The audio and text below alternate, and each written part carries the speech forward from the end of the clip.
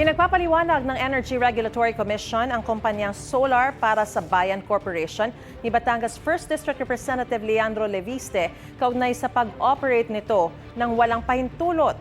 Ayon sa ERC, lumabas sa kanilang investigasyon na walang hininging permiso ang kumpanya para mag-operate. Kine-question din ng ERC ang pagtataas ng singil ng kumpanya nang wala ring pahintulot. Sinubukan ng GMA Integrated News na kunan ng pahayag si Leviste kaugnay sa show cause order pero wala pa siyang sagot. Nauna nang sinabi ni Leviste na noong 2022 pa tumigil ang operasyon ng kumpanya sa 7 sites nito. Nabiguraw kasi silang magkaroon ng kasunduan sa mga lokal na pamahalaan.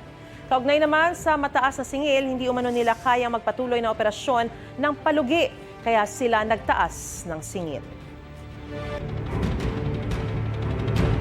Gusto mo bang mauna sa mga balita? Mag-subscribe na sa GMA Integrated News sa YouTube at tumutok sa unang balita.